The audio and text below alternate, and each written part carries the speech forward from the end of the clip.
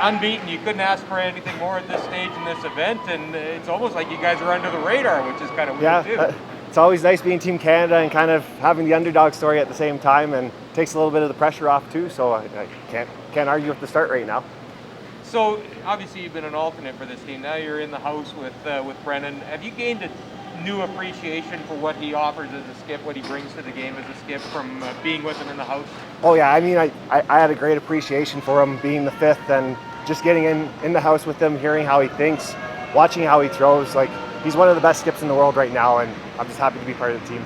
And what's your experience been like being in the lineup from start to finish at this event? I mean, it's been awesome. I can't argue with playing at the Brier, right? And getting to play a new position, and I'm feeling really comfortable right now, so just happy to be here.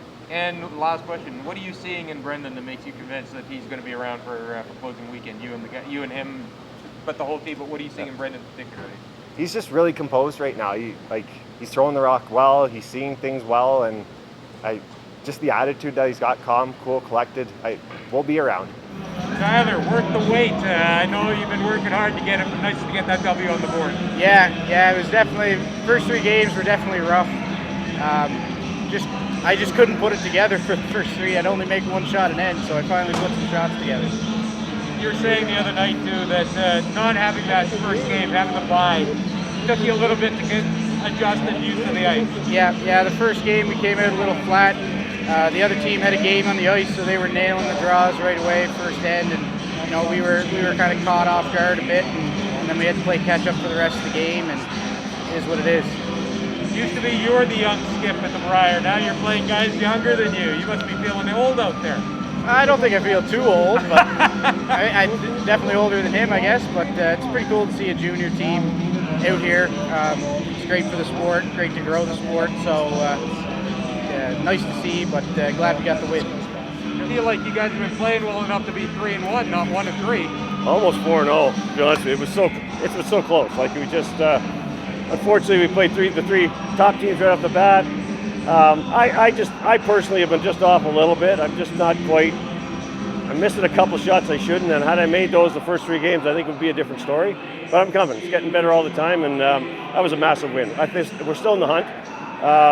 Just one at a time, the old cliche, and let's try and get her to 5-3 and see what happens. But it is about time a break went your way. Yeah, I hate using that, but we've had a couple of bad ones. Obviously, a bad pick against Dunny, and it happens. And but we've been kind of on the wrong side of the inch, and that's a little frustrating. But what do? You win. You get those breaks sometimes. Sometimes you don't. And let's ask you about the most scrutinized knee in Canada right now. It's about 85%. Let's put it that way. It's not perfect. It's still sore, but I'm persevering, and it's not really affecting me. It pinches a little bit when I slide, but not bad enough to affect my play. And the more I slide on it, actually, the better it gets, which is kind of cool. So sometimes between shots, it just kind of seizes up a bit, but it's all good. I'm ready to go. Well, that was some entertaining curling. That might have been the most fun game I've been a part of in a long time. Rocks in play pretty much every single end. The shots that were made, you could go down the list. A couple chirps here and there too. That was a lot of fun to be a part of that. You guys were just throwing haymakers at each other. It was constant haymakers for 10 ends straight, and that's the way it always is when we play those guys.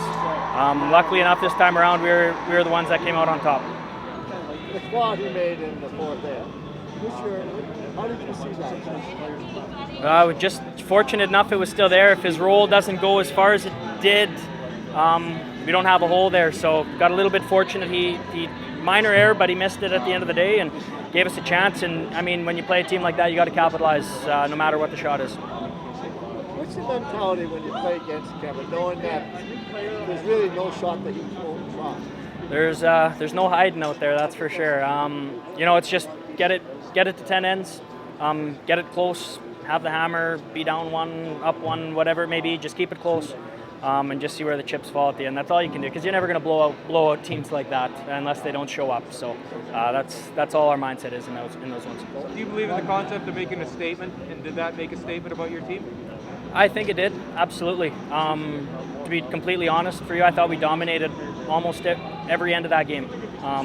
So I'm really proud of the guys for that, and I really do think this was a bit of a statement game for us.